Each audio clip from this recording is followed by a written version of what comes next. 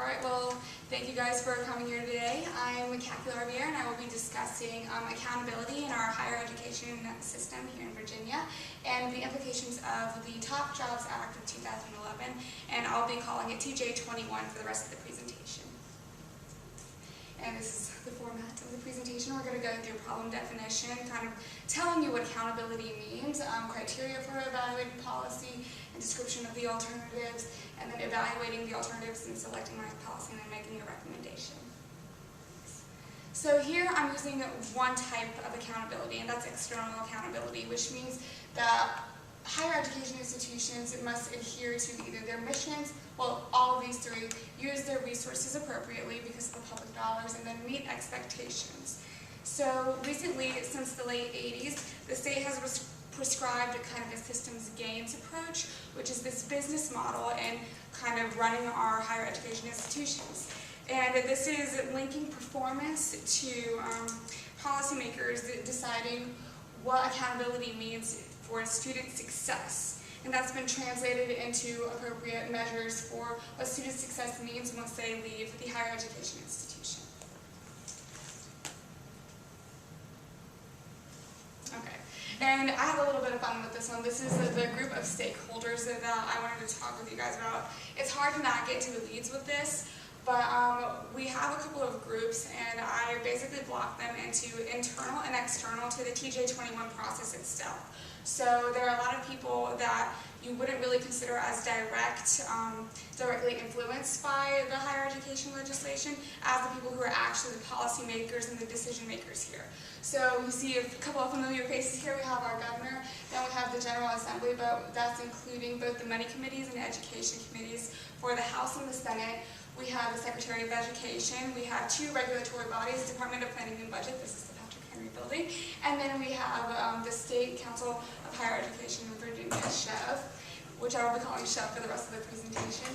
We have accountability, accreditation bodies, alumni, students, administration. This is our university's president, and then we have faculty, we have community colleges, we have public colleges, and we also have private higher education institutions. And I also included the boards of visitors for all higher education institutions and the Virginia Department of Education, but that's specifically for secondary schools, K through 12. So yes, this is a little overwhelming, but I wanted to only talk about the ones that are highlighted in a light, very subtle green, because I wanted to focus on making higher education more of a social good, because the TJ21 focuses a lot on making a degree an economic, having a degree being only of economic value. So for me, what I did was I focused on what was not focused on in the TJ21 process. So those highlighted in green, which I'll mention in a second, were not included or not put in the forefront as policymakers. And so we have here Tier 1 and Tier 2 schools. The schools in higher ed are basically following a three-tiered system. And that's if they are given more autonomy in making decisions without having regulation by the state. So we have a really interesting system here in that it's very decentralized, and a lot of powers by the GA have been distributed to institution boards of visitors, as well as this kind of title of what tier a university really is. So in a social good policy, I would see that Tier 1 and Tier 2 schools, which are the smaller schools, they would have more influence. The Virginia community colleges would also have more of a voice. They're getting 20% of this budget from TJ21, but they're only mentioned as bringing in students into full-time 4-year institutions. And I thought that was an interesting thing to note. Also, I wanted to include historically black colleges, which are HBCs. All of these stakeholders should have increased influence, input, funding, and implementation power, and be decision makers. Also regarding students, their influence and input should actually increase, but they shouldn't really be decision makers. But throughout TJ21's kind of literature, there's no mention of student influence at all, which I thought was interesting because from a social good perspective, they would be the main consumers and those mainly affected by this legislation. The Virginia Department of Education and public K-12 schools would also play a larger role in funding and implementation to assure greater access and information regarding the benefits of higher education. So I wanted to get back to the historical context of why accountability, why this movement, why Virginia. So everything always starts at a federal level. We have the publication in 1983 of A Nation at Risk during the Clinton administration, and this was basically telling us that we weren't really being competitive on a global workforce with where we were in relation to educating our students. And as of now, which Obama created a new emphasis on really pushing degrees and really increasing accountability in higher ed, was with we are now internationally ranked as 16th for producing undergraduate degrees, and we want to get back up there. So increasing production of undergraduate degrees was really important and a main key factor of TJ21. So the state's response to this was TJ21 Top Jobs Act, and our main goal is by 2025 we're going to have 100,000 new undergraduate degrees, but most of this growth is going to be coming from the Virginia Community College system, which is kind of indirectly mentioned and not really an emphasis. So I kind of wanted to bring that out when I was focusing on the social good aspect of it. But the emphasis here from the economic approach, which is what TJ21 is, was the standard of living and income per capita as student success.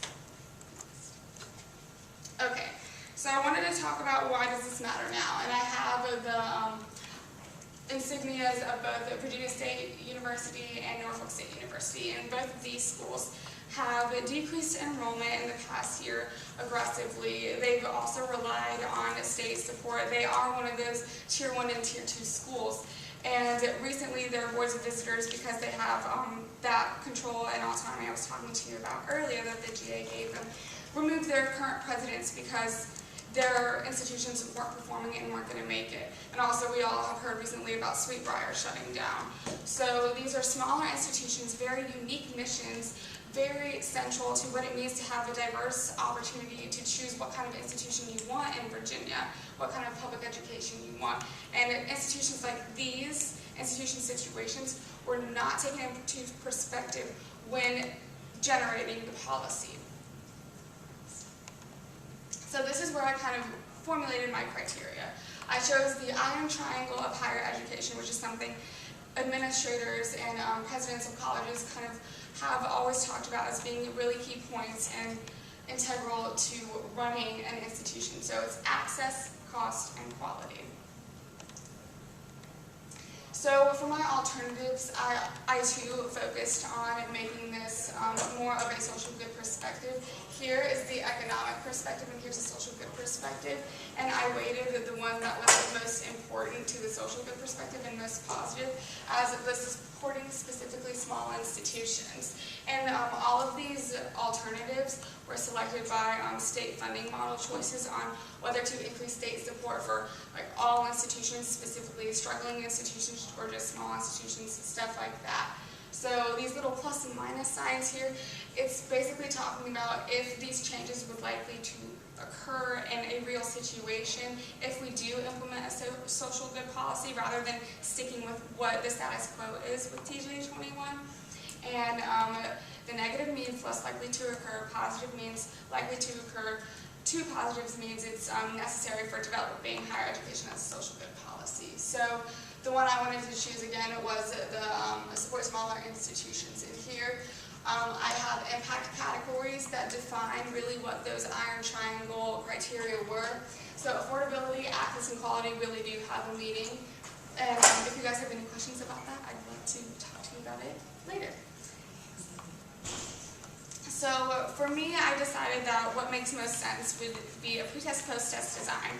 And we would see implementation of both the status quo of the economic policy, which is currently your TJ21, and then also what it would look like to implement a social good policy, which would be a different version of TJ21. So the pre-test would be the pre-social good policy, which is what we have now. And since it's been implemented since 2011, we have 4 years under our belt.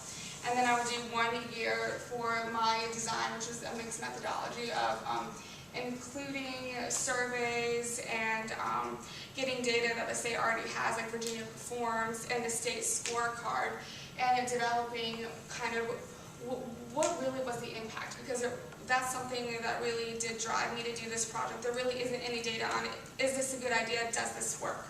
And next, the post-test would be post the economic policy, and this would be implementing a new policy. So I'd give it 4 years to see kind of what the impact would be, and then another year of implementing design and research and gathering that data. And then the methodology is going to be a mixed method approach, and we're going to have just 2 control groups which consider at a level playing field all of the integral stakeholders. And then I'm doing a complementarity method, which includes the qualitative and quantitative measures that I have, because for access and cost and quality, I think cost and access, those are uniquely and only quantitative. And then the other ones, it's more, you would only get information from a survey, from quality of life or satisfaction. So the trade-offs from using a social good policy, we really won't know what it's going to be like unless we do implement it and we get enough buy-in from important stakeholders in the beginning. And basically, it's really hard to measure any type of social good metric. And really, the easiest thing to do, which is what we have been doing, is the degree attainment. And it does mean something. It means that we have a better educated workforce, but what does that mean? Are the right people in the right jobs? We don't really know if it's coming out with like a better quality of life either. Also, TJ21 reinforces state support through performance and funding and performance reporting, and it already supports larger institutions, so we would definitely get pushback from the Tier 3 institutions that already do have a lot of control and authority and a big voice in our current system. So we kind of flip on edge about what we've been working on since the late 80s. And I just wanted to pose 2 questions for thought to you guys. Is higher education a facet of corporate priorities? And is higher education in the Commonwealth basically becoming a privilege for students from mid to high income families?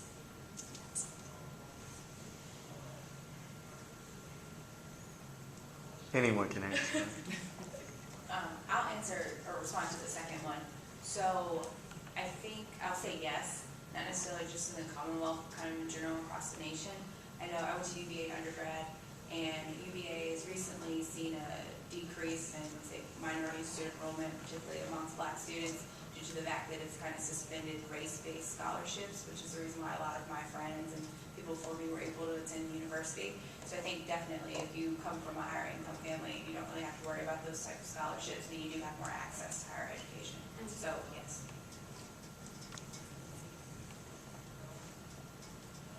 I just had a question. Did you know much about TJ21 before you did this policy analysis?